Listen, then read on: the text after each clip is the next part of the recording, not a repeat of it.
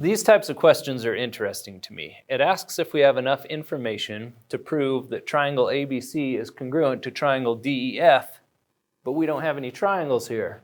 So we're going to have to put some information onto a picture. I'm going to draw a triangle ABC. A, B, C. A, B, C. And I'm going to draw a triangle DEF. D, E, F. Now I don't have any idea what these triangles actually look like, so the picture is probably wrong.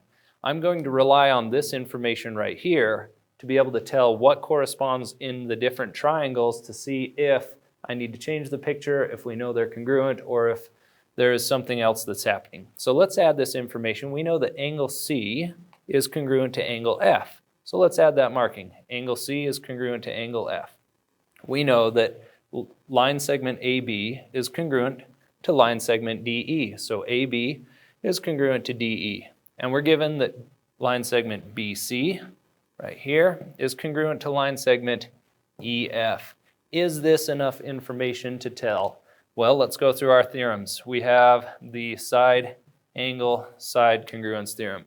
We have two sides here, and the angle is not between those two sides. So that one's out. We have the side congruence theorem. Well, I have two pairs of sides, but I don't know anything about the third side, so that one's out.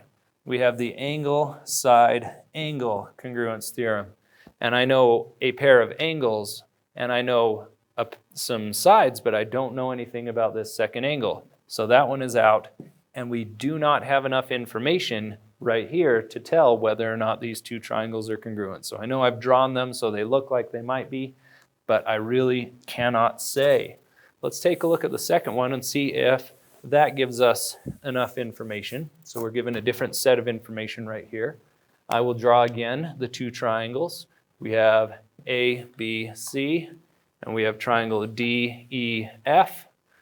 A, B, C, D, E, F, and again, I do not know what these triangles look like, so let's use this information. Angle B is congruent to angle E. Angle B here is congruent to angle E. Angle C is congruent to angle F. Angle C is congruent to angle F. I know that my picture is incorrect now because these do not look congruent. That's okay, the markings show us they are. And we have side AC is congruent to side DE. So side AC is congruent to side DE.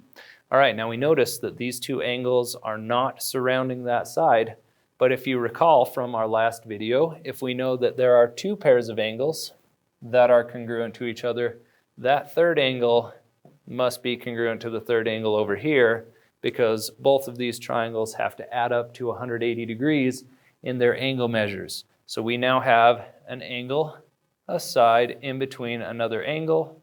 We have an angle, a side in between that second angle, so we can use the angle side angle congruence theorem. There is enough information right here to tell if they are congruent. Thank you.